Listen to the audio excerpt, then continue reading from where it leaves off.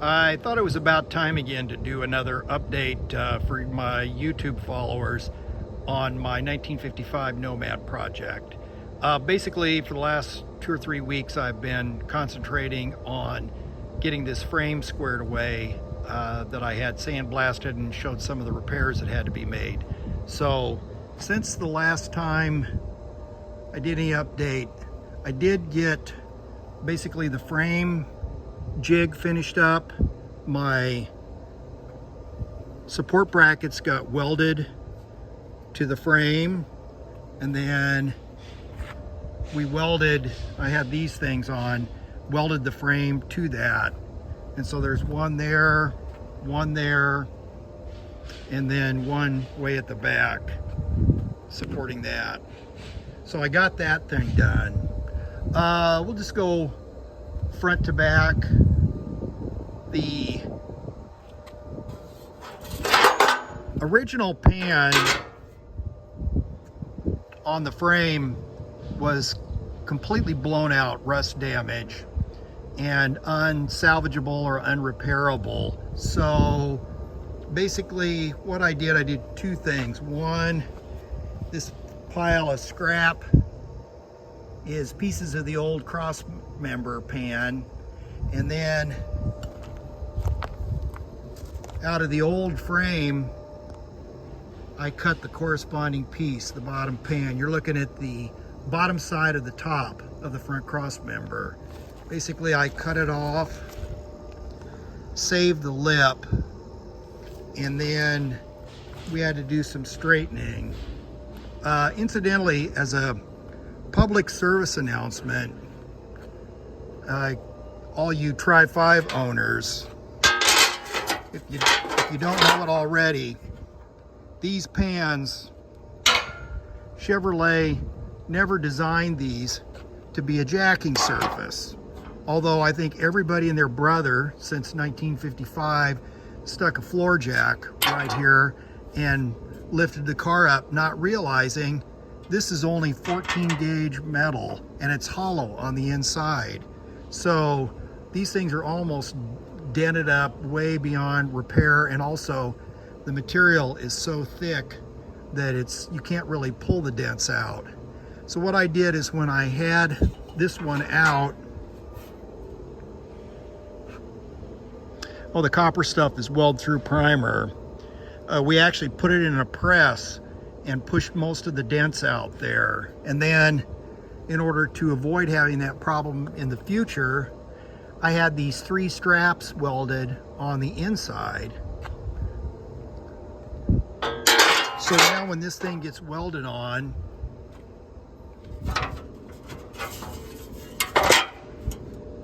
you'll be able to see that thing, but you can't see the other ones. But the center of that is completely supported. So that's a little improvement while the cavity was open. As you can see, drilled a pattern of rosette weld holes. These are the holes for the lower control arms. So I need to just kind of do the final joint fitment here, but it's really close. Get that thing. So that's the front of the frame. Got that done. I did get started on my leaf spring relocation kit. Now, there was no need to videotape that process because there's 4 or 5 guys on YouTube that have gone into great length showing the process for cutting the frame out here to allow that pocket to slide in, and then also to do the relief cuts in the back. Montana Garage, he did his on a bare frame.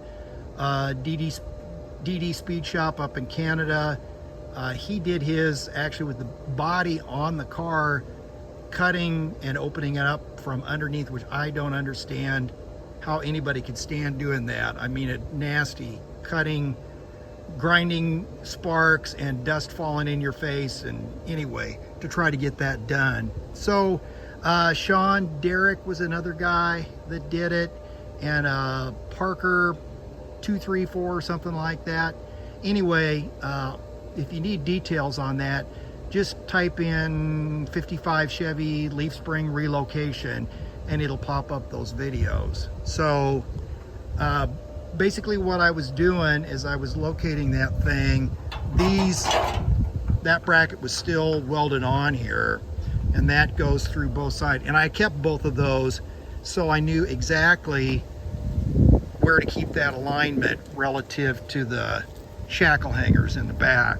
So went back and forth, got my opening made, and then finally cut these off. Now this crusty chunk you see here, I don't have the pieces up here at the shop, but I did get my piece of 12 gauge formed that will basically replace the frame from here to here. This line is the back of the leaf spring pocket, and then I'm gonna probably cut the top off like that, and so there'll be a weld bead down this way and then across, and then somehow join together. I may end up removing this chunk where that Sharpie mark is, cutting it down low.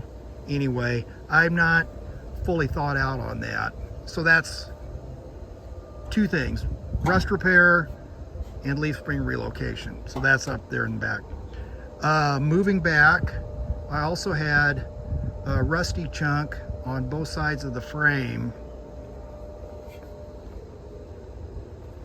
That's what that looks like with that piece cut off.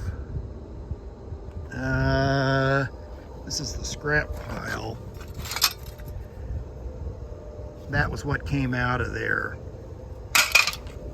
So what I did, trimmed it off, made a nice rectangular opening, and then I had a friend of mine shear a couple pieces of 14 gauge, and basically what we're gonna do, we're gonna butt weld from here to here, and then it'll be a fillet weld all the way along here, and that thing will fit in there, and that'll do the rust repair on that. So that's a patch there. Again, I cut the opening for these pieces. That thing, that's what it looks like cut open, and this is how they look fitted in the frame. So that thing's ready to weld. Not sure exactly what I'm going to do there. I think Montana Garage, I think he made a slice and then pounded it over and then filled it in with weld, and then I deliberately left that thing too tall. We're going to run a weld bead across here, and then I'm going to figure out what to do there. So that'll take care of that on both sides. The same exact patch panel rust repair is on the other side. Leaf spring relocation.